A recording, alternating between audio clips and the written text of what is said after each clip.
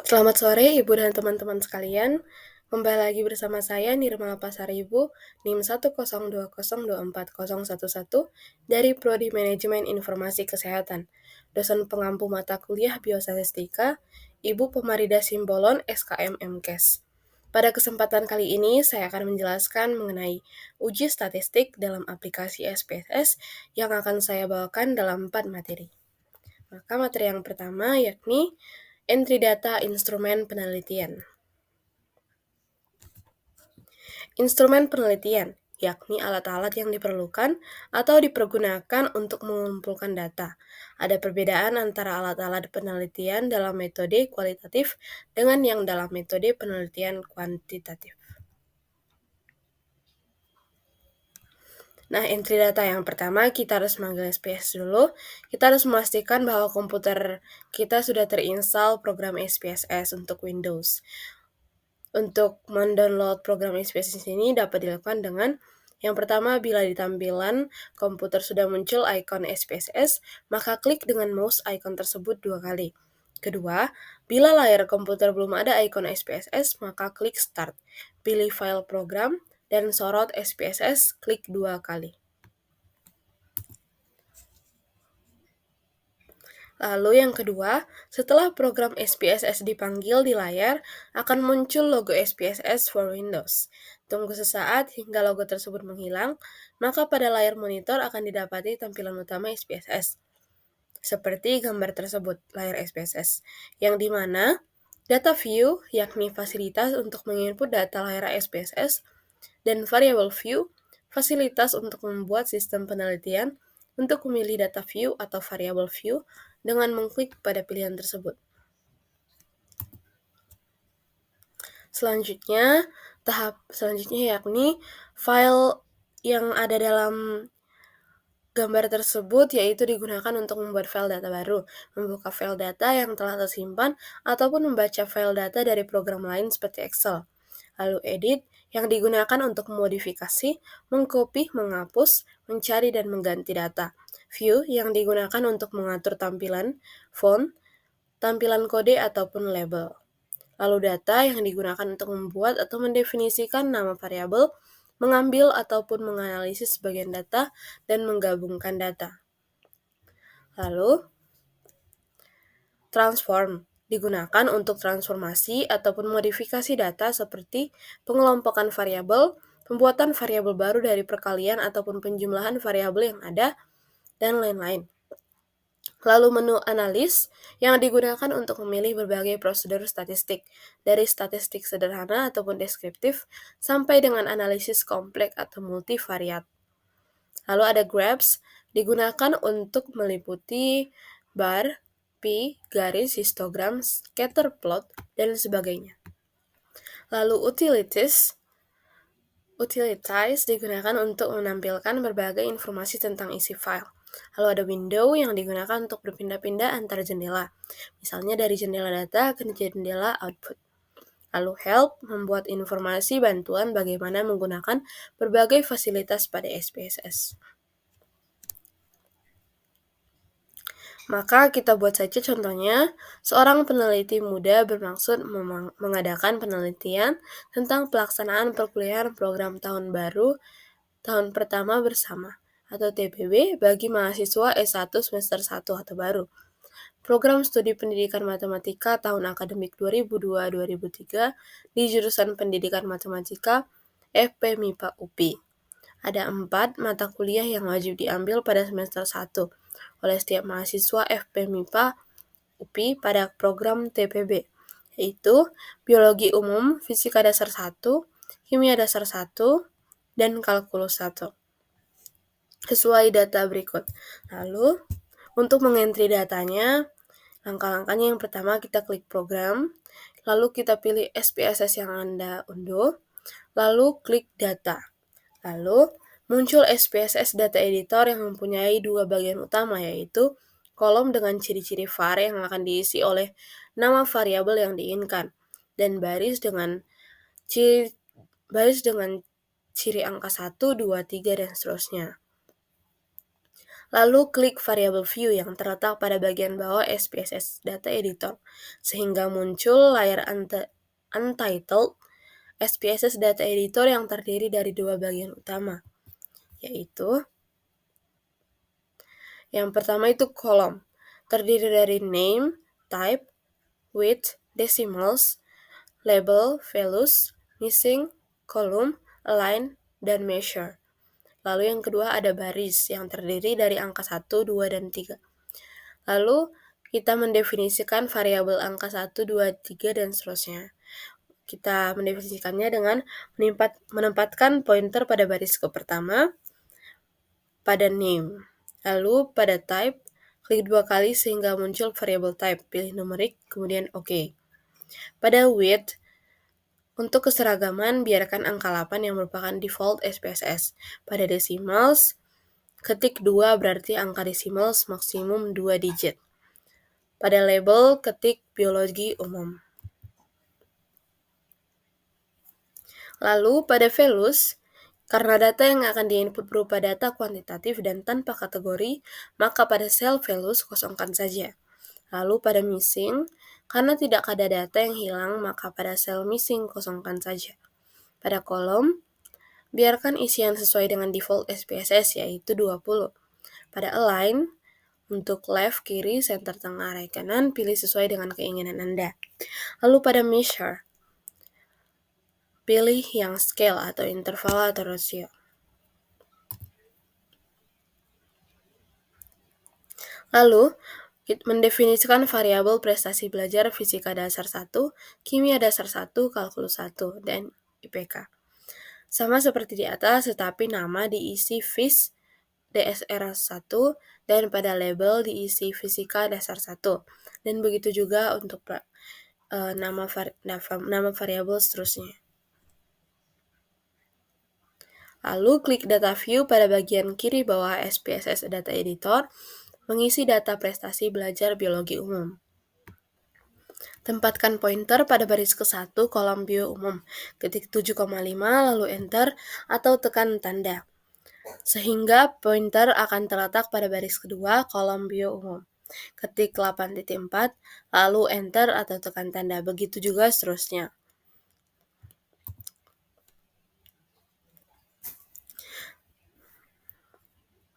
Lalu simpan file dengan submenu Save As, lalu tulis nama filenya. Contohnya yang pertama format file SPSS yaitu adalah SAF. Nah, beginilah hasil dari entry data instrumen penelitian dari kasus berikut. Kita masuk saja membahas kasus yang pertama. Seorang peneliti menyusun kuesioner untuk mengukur tingkat kepuasan pasien terhadap pelayanan rumah sakit menggunakan skala Likert 1-5. Berikut salah satu pernyataannya.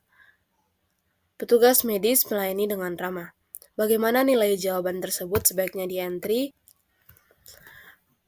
Maka jawabannya yakni B. Dalam bentuk numerik 5, sangat setuju 4. Dalam bentuk numerik 5 sangat setuju, 4 setuju, dan seterusnya. Pembahasannya, untuk analisis statistik skala Likert sebaiknya di-entry dalam bentuk angka atau numerik. Misalnya 5 sangat setuju, 4 setuju, 3 netral, 2 tidak setuju, dan 1 sangat tidak setuju. Kemudian diberi label di value labels di SPSS. Lalu kasus yang kedua. Dalam penelitian tentang jenis kelamin pasien, entry data dilakukan seperti berikut di SPSS. Peneliti menggunakan kode 1 untuk laki-laki, 0 untuk perempuan. Namun ada entry 2 pada ID 4. Apa yang harus dilakukan? Jawabannya adalah C, periksa kembali data sumber dan koreksi sesuai coding. Karena kode 2 tidak sesuai dengan skema yang digunakan. Harus dilakukan pemeriksaan terhadap data asli ataupun kuesioner untuk memastikan entry data yang benar. Jangan langsung dihapus ataupun diubah tanpa verifikasi.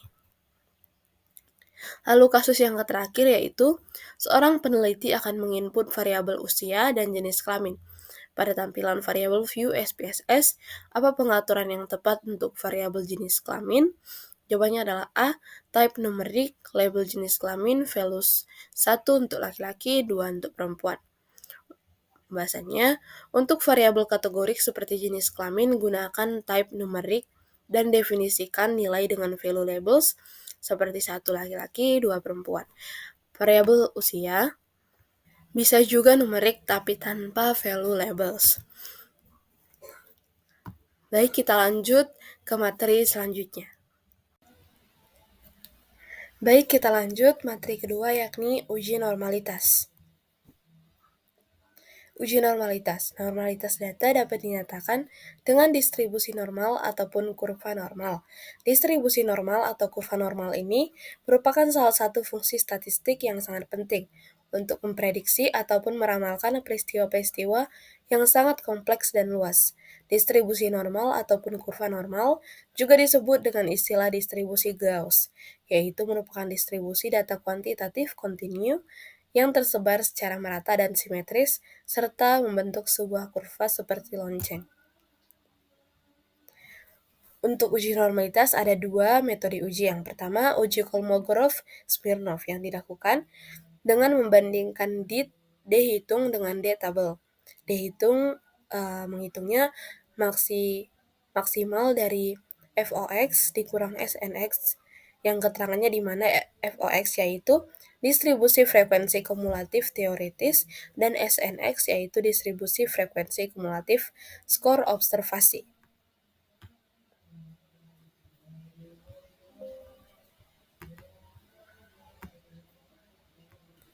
Uji Kolmogorov-Smirnov, satu sampel digunakan untuk menguji apakah sampel berasal dari distribusi tertentu. Kita dapat menggunakan prosedur ini untuk menentukan apakah sampel berasal dari populasi yang terdistribusi normal. Lalu yang metode kedua, ada uji Shapiro-Wilk, yang berarti sebuah metode atau rumus perhitungan sebaran data yang dibuat oleh Shapiro dan Wilk. Metode Shapiro-Wilk ini juga adalah metode uji normalitas yang efektif dan valid, yang digunakan untuk sampel berjumlah kecil.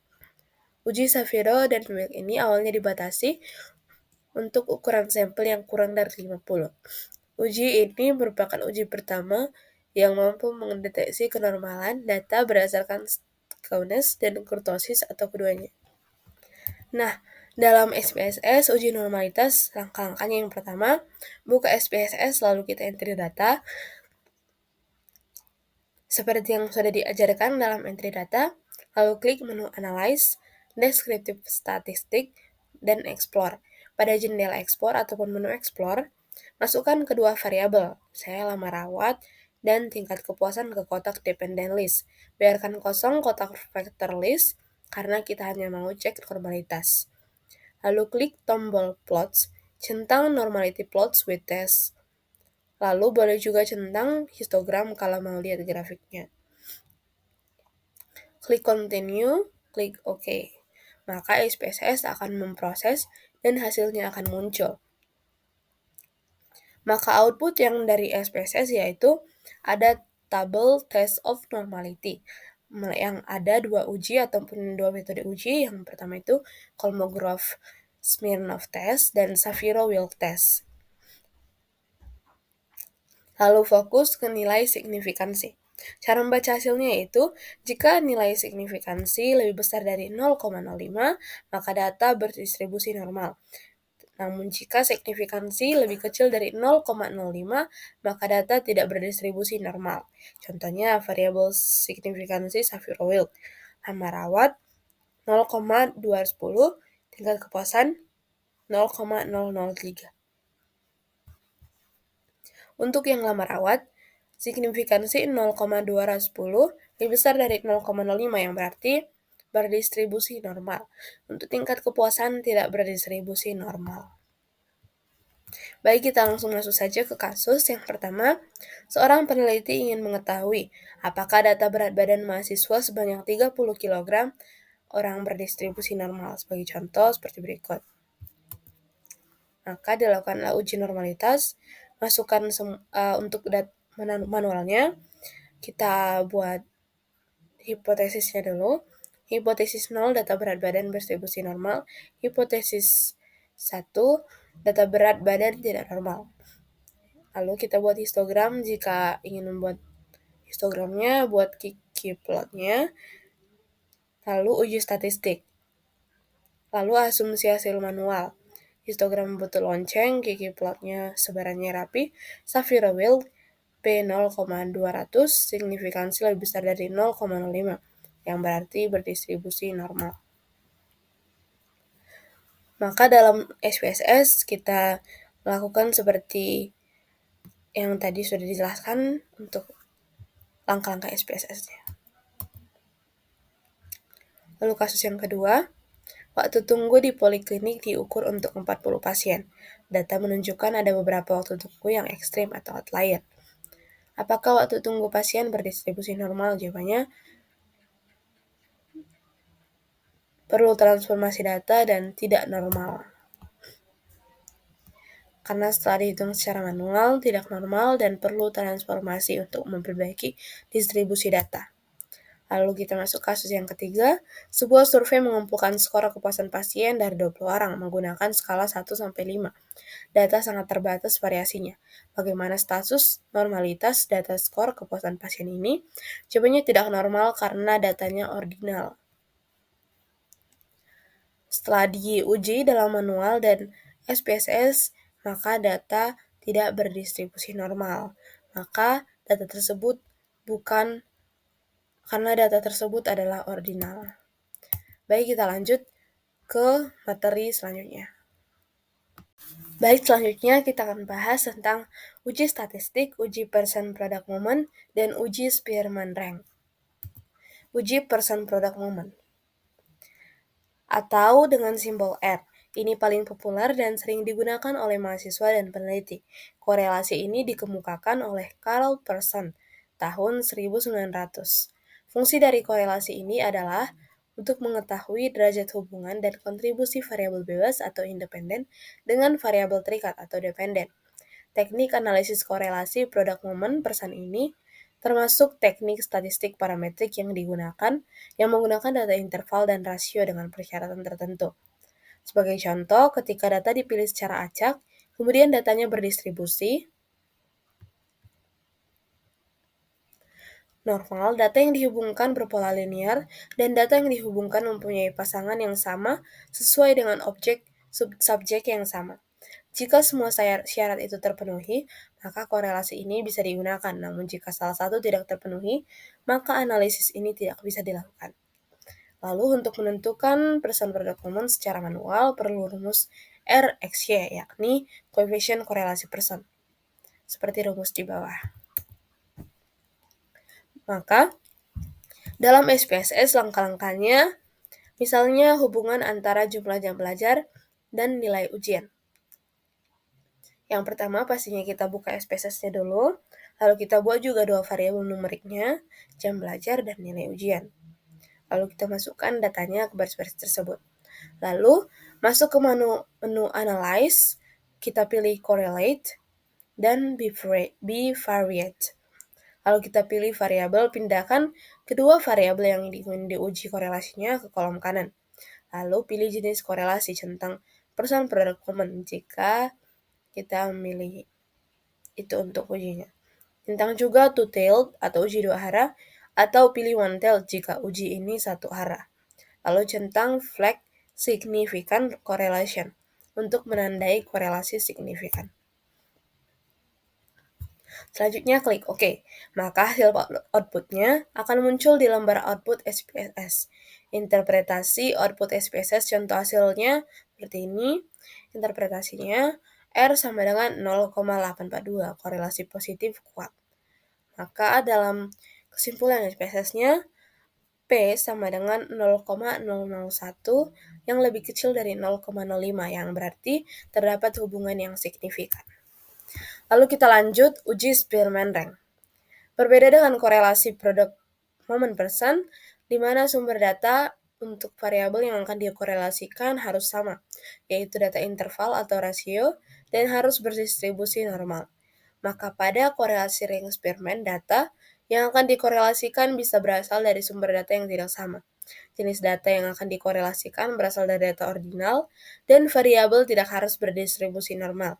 Korelasi rank Spearman digunakan untuk mencari tingkat hubungan atau menguji signifikansi hipotesis asosiatif bila masing-masing variabel yang dihubungkan datanya dalam bentuk ordinal dan sumber data antar variabel tidak harus sama. Dalam hal ini, korelasi rank Spearman disimbolkan dengan RS atau terkadang juga ditulis dengan rho. Berikut rumusnya. Lalu, kriteria tingkat kekuatan korelasi. Yang pertama, nilai koefisien 0,00 sampai 0,25 yang berarti hubungannya sangat lemah, 0,26 sampai 0,50 hubungan cukup kuat, 0,51 sampai 0,75 hubungan kuat, 0,76 sampai 0,99 hubungan sangat kuat, 1,00 hubungan sempurna positif kuat. Untuk kriteria area korelasi, dapat dilihat pada angka koefisien korelasi sebagaimana tingkat kekuatan korelasi. Besarnya nilai koefisien korelasi tersebut terletak antara plus 1 sampai dengan minus 1. Jika dengan koefisien korelasi bernilai positif, maka hubungan kedua variabel dikatakan searah. Maksud dari hubungan yang searah ini, jika variabel X meningkat, maka variabel Y juga akan meningkat. Sebaliknya juga begitu. Kriteria signifikansi korelasi seperti berikut. Lalu kita masuk saja ke kasus yang pertama. Seperti ini soalnya dan ini tabelnya. Maka jawabannya yaitu setelah kita cari langkah manualnya, untuk R hitung hasilnya yakni 6,46 yang lebih besar dari T tabel 2,447 yang berarti ada hubungan yang signifikan. Lalu kita buat juga dalam SPSS, kita buktikan. Maka dalam hasil SPSS, P sama dengan 0,94 dan signifikansinya 0,001 yang lebih kecil dari 0,05 yang berarti ada hubungan positif signifikan antara jam belajar dan nilai ujian. Lalu kita masuk ke kasus yang kedua. Seperti ini soalnya dan itu tabelnya. Maka jawabannya yakni ada hubungan yang signifikan. Dalam SPSS juga kita cari ada hubungan yang signifikan. Kasus ketiga seperti ini dan tabelnya.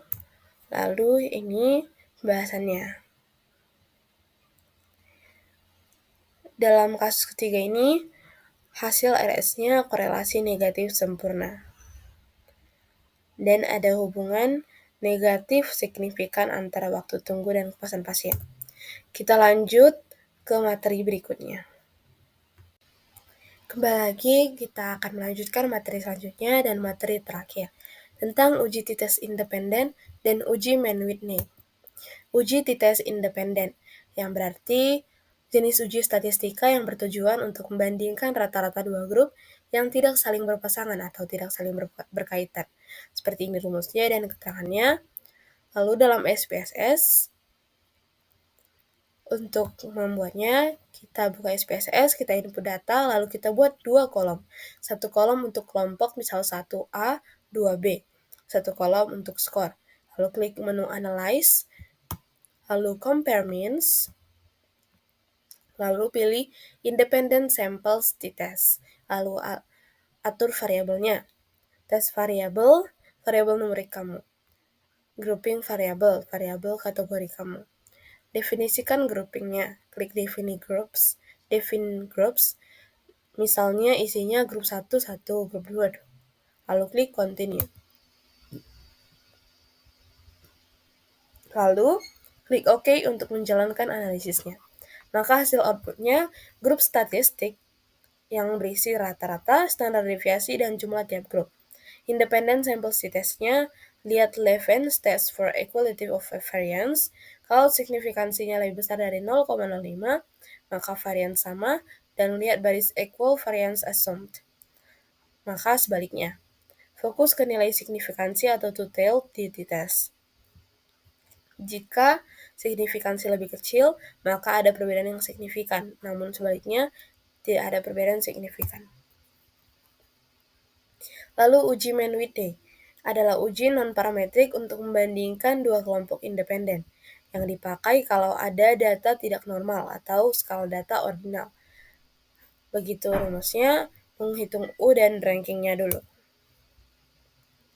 Lalu dalam SPSS, klik menu Analyze, Non-Parametric Test, Legacy Dialogs, dan Two Independent Samples. Di jendela yang muncul, pindahkan variabel numerik, pindahkan juga variabel kategori. Seperti di tes independen juga. Lalu klik di bagian bawah, di bagian test type, pilih main with new. Lalu klik OK. Maka output yang keluar ada ranks, tes statistik, dan nilai assign signifikan to tail. Sama seperti di tes independen bacaannya. Baik, untuk kasus yang pertama, ini soalnya yang jawabannya ada perbedaan signifikan atau P lebih kecil dari 0,05. Berikut pembahasannya. Dengan menggunakan rumus manual juga. Dan ini pembahasan dalam SPSS. Yang berarti ada perbedaan signifikan. Kalau kita masuk ke kasus yang kedua, jawabannya juga ada perbedaan signifikan. Dan kita hitung juga secara manualnya seperti ini. Dan secara SPSS-nya ada perbedaan signifikan. Lalu untuk kasus yang ketiga, ini pembahasannya secara manual. Dan selesai. Sekian paparan materi dan paparan kasus dari saya. Semoga bermanfaat untuk kita semua. Terima kasih.